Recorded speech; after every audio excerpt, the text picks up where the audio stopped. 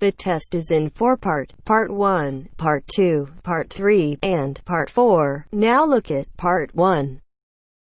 Part 1. You will hear a female and a male student talking to a female tutor about a self-evaluation form. First, you have some time to look at questions 1 to 6.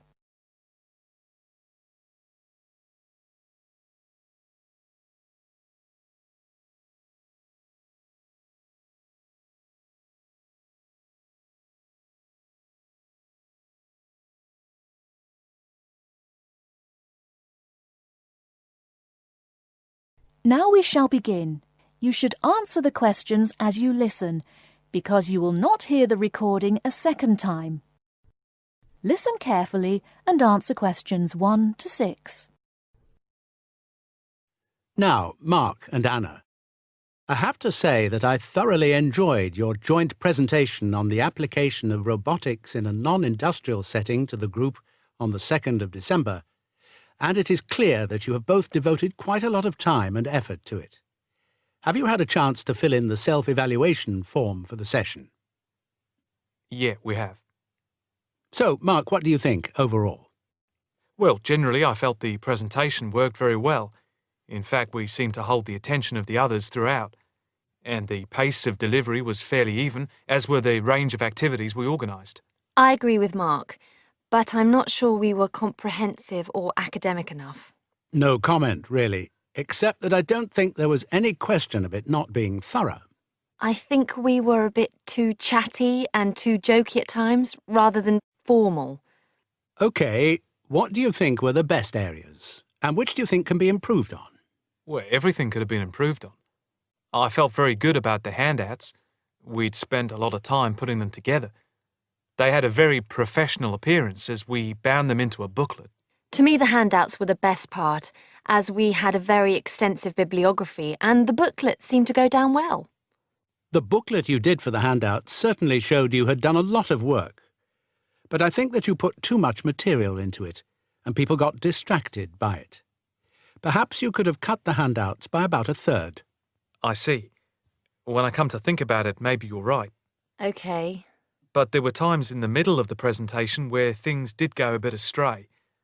I think that was my fault when I got the PowerPoint slides out of sequence and I had difficulty getting back on track.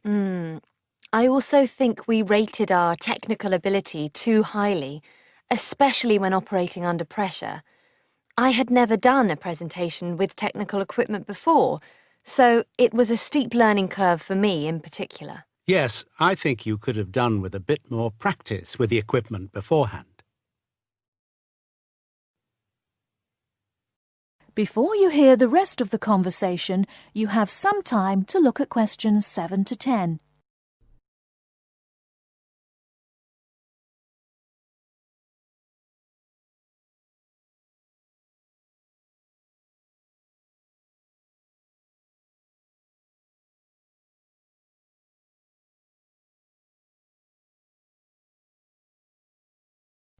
Now listen and answer questions 7 to 10. What about the next item on the feedback form, the aims and objectives? I think they were very focused and we followed them through well, I think. We wanted to show how Europe was lagging behind other areas of the world. Yeah, I think they were clearly set out. Yes, agreed. No comment there. The diagrams and charts were appropriate. Yes, I have put that too. They did work well in helping to illustrate and break up the presentation by cutting down on the number of words and text on the screen. What about delivery? Well, I think our performance was average. It was difficult to coordinate speaking and presenting the material at the same time. I was quite self-conscious of what I was doing. It was down to a lack of experience. Unfortunately, both of you had the habit of standing in front of the projector, so you kept blocking the image on the screen. To me, this is the area that requires the most improvement. The section on the predictions of the commercial application in the future, I think, appeared a bit haphazard. To me, it was a weak point of the presentation. And I think that some of the slides could have had fewer words. And we could have done some fancy graphics with the words. If you had to give yourselves a mark overall, how much would you give out of 10? 6, maybe? I'd be happy with that. Though bits were probably nearer a 7, so I'd say a 6. Anna, what do you think? I think for me it's perhaps a 7. OK, did you find the task and the evaluation useful? That is the end of part 1. You now have half a minute to check your answers.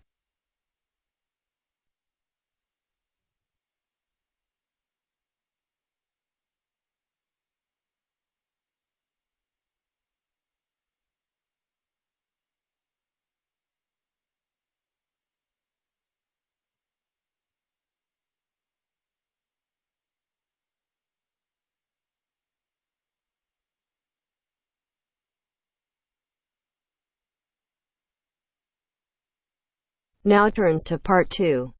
Part 2. You will hear a tour of a newly renovated health club. First, you have some time to look at questions 11 to 15.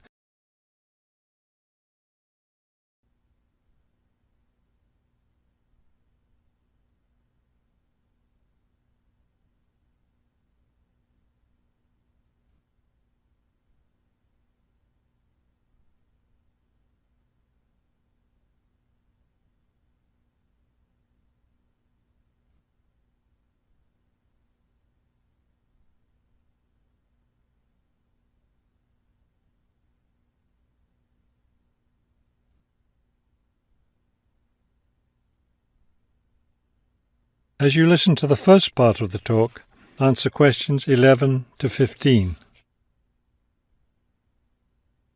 Thank you all for coming to see the new renovations to the Hartford Health Club.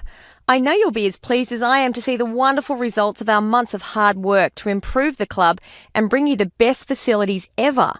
We'll begin in here with the swimming pool.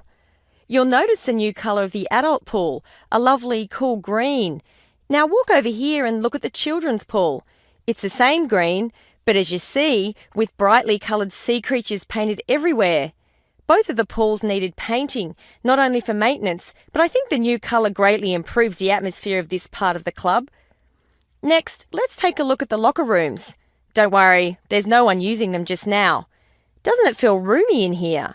We've expanded both the men's and women's locker rooms, so now they'll be much more comfortable to use.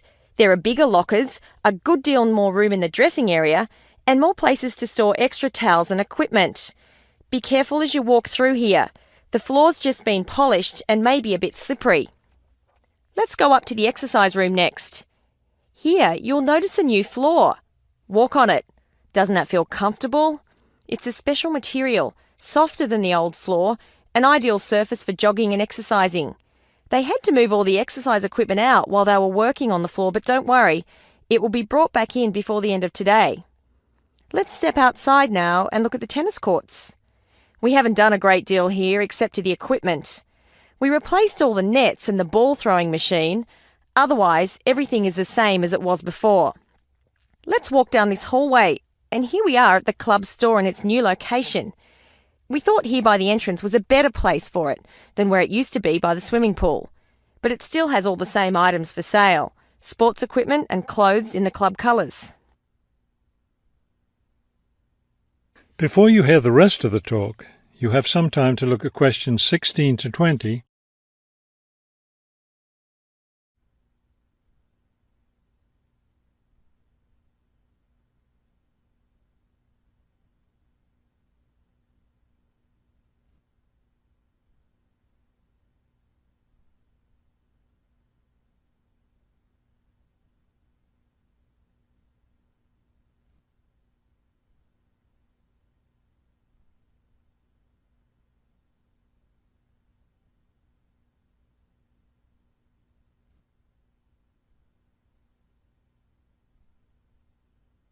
Now listen and answer questions 16 to 20. We're excited about the upcoming activities and events to take place in our newly renovated club. Now that the pools are ready for use again, swimming lessons will begin tomorrow for both adults and children. If you haven't signed up yet, you can stop by the office before you leave today and put your name on the list. If you're a tennis player, you'll be interested to hear about the tennis competition coming up on Wednesday. Players from different clubs all over the region will be participating. If you'd like to watch the event, tickets are available in the office. Also, I want to be sure you all know you're invited to our club party coming up next weekend.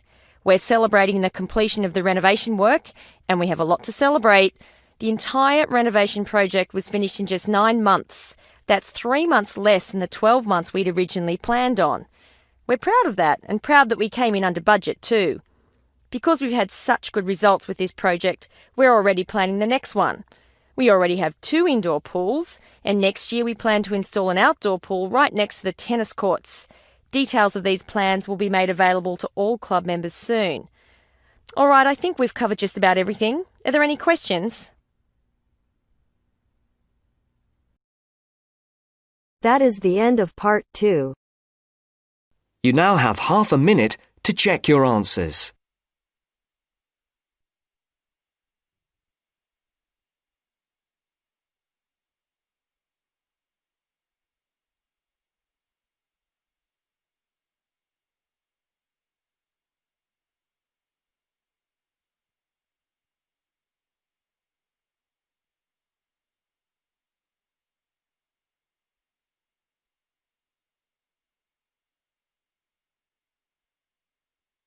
Now turns to part 3.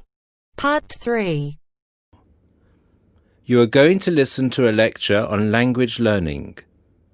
First, you have some time to look at questions 21 to 25.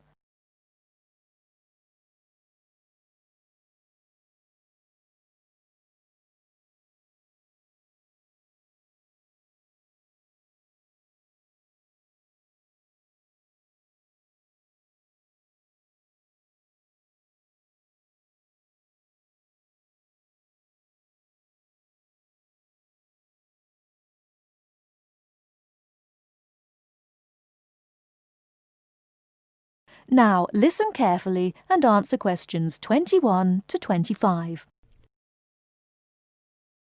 This is the first in our series of lectures on language learning.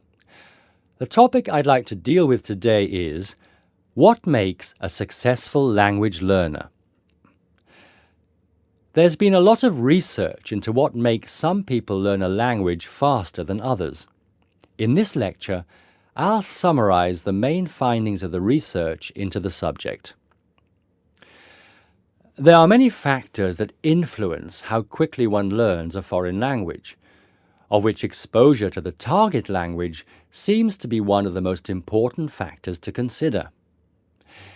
It's this factor which determines the speed of learning a language, especially among those people who learn a foreign language outside the classroom.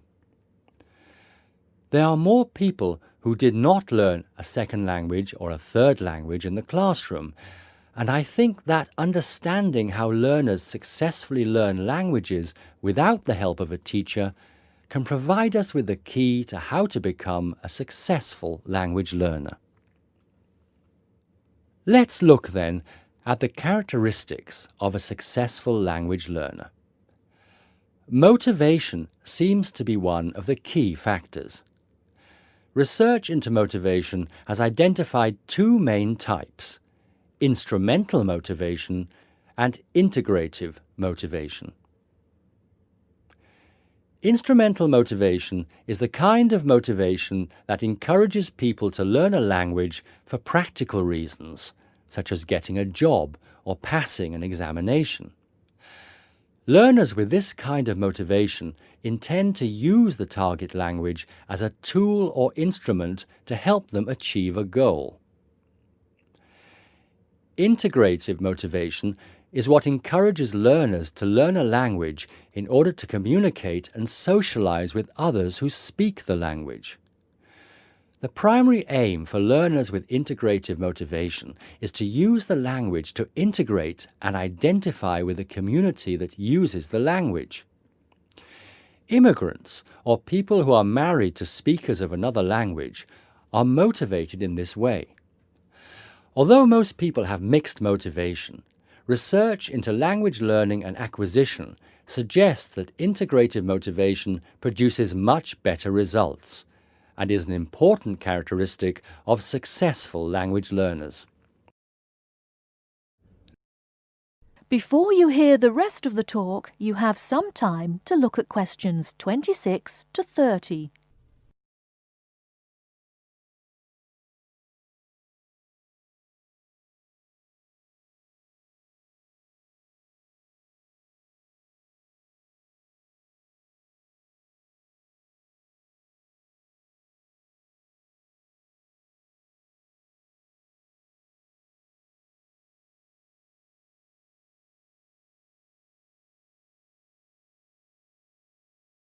Now listen and answer questions 26 to 30. Personality is another important factor in language learning. One does not need to be an extrovert to learn a foreign language, but willingness to experiment and take risks is essential. Introverted or anxious learners who are afraid of making mistakes find it harder to learn a language. Good language learners will try to experiment with different ways of learning vocabulary or grammar until they find the way that suits them best. Language is a complex system. Successful language learners often design complex learning systems to master a language. They think about how they learn and organize their learning accordingly. They develop their own learning style and use a range of learning skills such as efficient revision techniques, systems for learning and organizing vocabulary, the ability to monitor their own speech, and the ability to plan their learning. Finally, age is another major factor to be borne in mind. Children seem to be in the best position to learn a foreign language rapidly and with the best results. Older learners can also be very successful and become proficient at using a language. Adult learners who make decisions about their learning and are independent of the teacher, who are analytical and aware of how they learn, and who take responsibility for their learning, stand a very good chance of learning a foreign language successfully.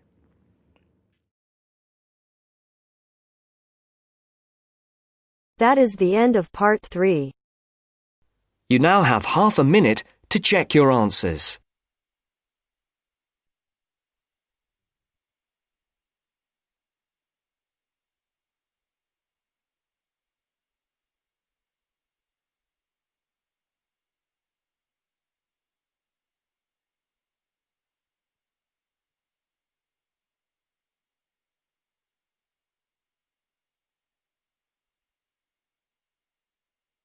Now turns to part 4. Part 4. You will hear part of a lecture about psychological testing. First, you have some time to look at questions 31 to 40.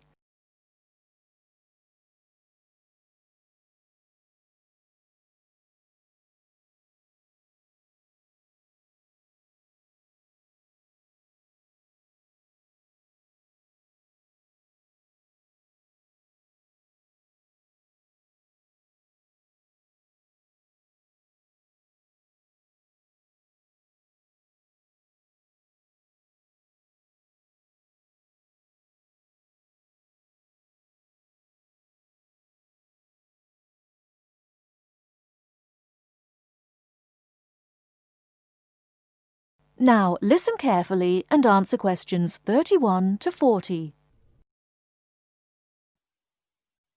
Hello, my name is Alexandra Blaby, and today I'll be talking about one of the ways in which personality can be assessed, psychometric testing. Psychometric literally means measuring the mind, and there are many carefully constructed tests which attempt to carry out this process. Probably the most common use for these tests is to help people find out the careers that most suit their personality. Many employers ask new job applicants to take a psychometric or personality test as part of their selection procedure. One of the features of this type of test is that there are no right or wrong answers to the questions. For this reason, it would be more accurate to call them assessments rather than tests. There are 4 main types of personality test currently in use. These are questionnaires, ratings tests, projective tests, and objective tests. Let's start by considering questionnaires, as these are by far the most common method. Here, subjects are asked between 50 and 100 questions about themselves. A typical question might be, "Do you enjoy spending time alone?" There are 2 advantages to questionnaires. Firstly, they are easy to administer, and secondly, the questions are answered by the person who knows the subject best, themselves. By contrast, a ratings test is done by someone who knows the subject well rather than the subjects themselves. A rater might be asked, for example, to agree or disagree with a statement about the subject. A typical statement might be, "He laughs a lot." The effectiveness of ratings tests depends on how well the rater knows the subject. Projective tests ask the subject to make sense of information which is unclear in some way. In the famous ink blot test, for example, subjects have to say what a patch of ink on a piece of paper looks like to them. Finally, objective tests. In these tests, the subject has to engage in a physical activity. How they do it will tell the tester something about their personality. For example, the subject might be asked to blow up a balloon until it bursts. From observing how the subject does this, the tester will be able to say how timid or brave he or she is.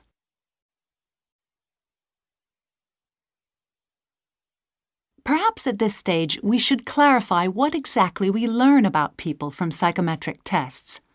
The overall purpose of the tests is to identify personality leanings or inclinations rather than fixed qualities or, as some people fear, character weaknesses.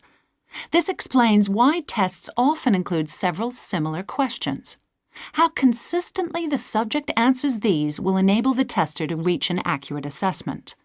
Incidentally, the assessment procedure may be carried out by a psychologist or another trained individual, but is most frequently done automatically by a computer. The effectiveness of any method which asks questions, of course, is heavily dependent on the individual's willingness to answer a set of standard questions. One of the most well-respected psychometric tests is the Myers-Briggs Test, which asks subjects about their preferences in 4 main areas.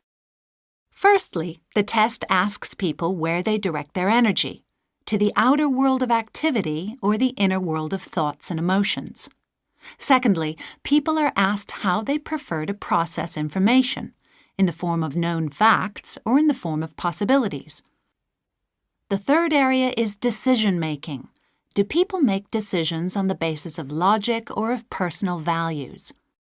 Lastly, Myers-Briggs tests ask people how they prefer to organize their lives, in a structured or a flexible way. Although there are those who disapprove of personality testing, there is no doubt that it is here to stay. Human beings have always been curious to find out about themselves and others. Psychometric testing gives them an objective, scientific means of doing this. Well, that's all for today. Tomorrow I'll be examining ways of measuring intelligence. That is the end of part 4. You now have half a minute to check your answers.